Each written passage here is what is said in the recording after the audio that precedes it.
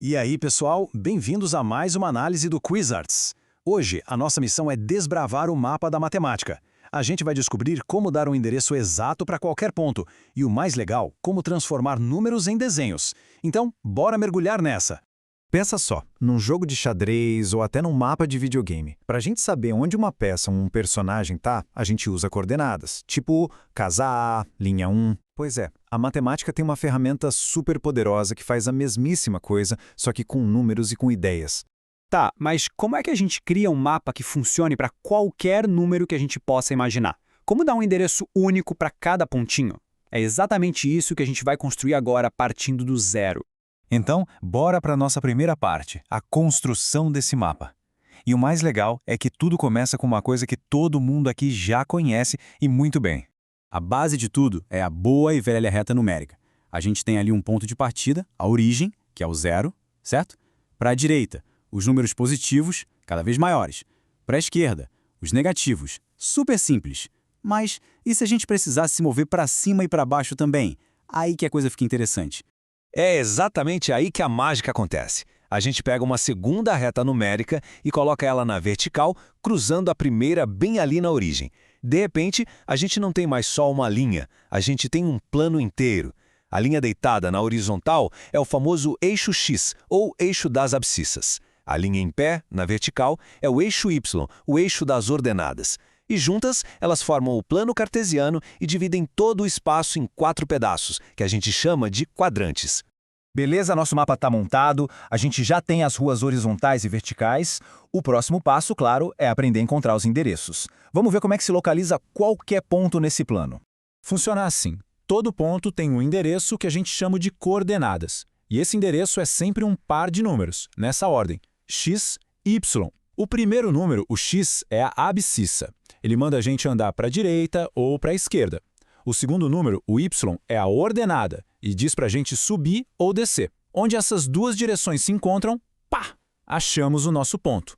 E o mais incrível é que cada ponto nesse plano tem um endereço único, um par de coordenadas só dele. Pode escolher qualquer ponto, não importa onde. Ele vai ter um par XY que não pertence a mais nenhum outro lugar. É tipo o CPF de cada ponto no mapa da matemática. Não tem como confundir. Marcar pontos um por um é bem útil, claro. Mas o verdadeiro poder do plano cartesiano aparece quando a gente começa a conectar esses pontos. É aí que eles param de ser só pontos e começam a contar uma história, a mostrar um padrão.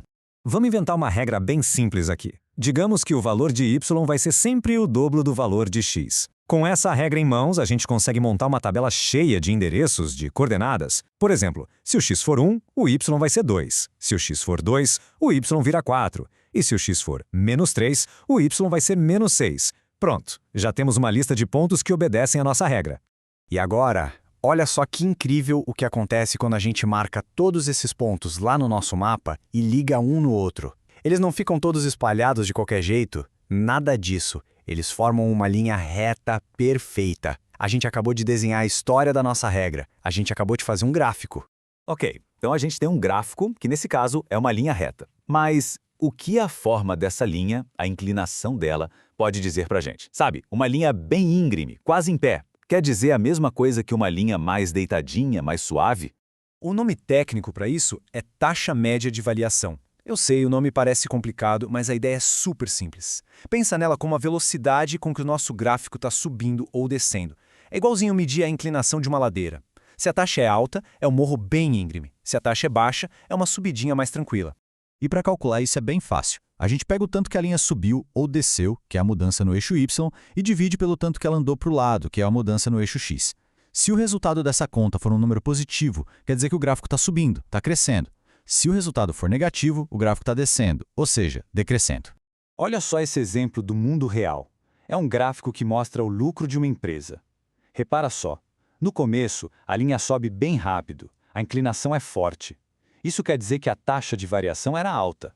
O lucro estava crescendo muito rápido.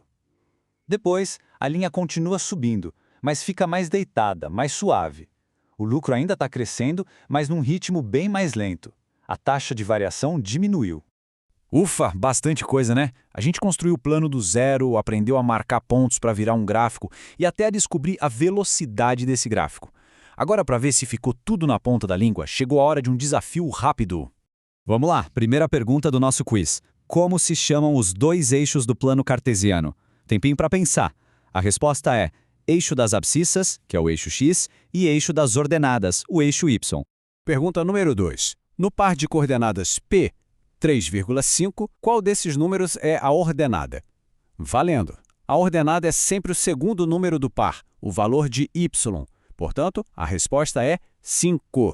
Terceira pergunta. Um ponto com as coordenadas -2, -4 vai estar em qual quadrante? Pensando, se a gente anda para a esquerda no x, porque é negativo, e para baixo no y, também negativo, a gente cai no terceiro quadrante. Quarta pergunta, essa para pensar um pouquinho.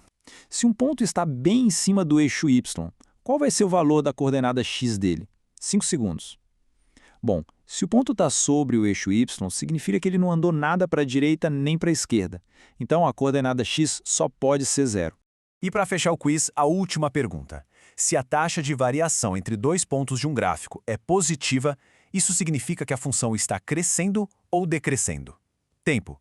Se a taxa é positiva, o gráfico está subindo. Então, a função está crescendo. Muito bem. Agora, para fechar, um desafio para todo mundo pensar e responder aí nos comentários.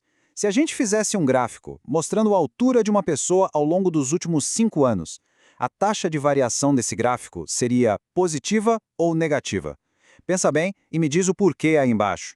É isso aí por hoje, pessoal. Se essa nossa análise ajudou a desvendar os segredos do mapa da matemática, não esquece de seguir o Quizards, ativar o sininho para não perder as próximas explicações e, claro, deixar aquele like para fortalecer. A gente se vê na próxima.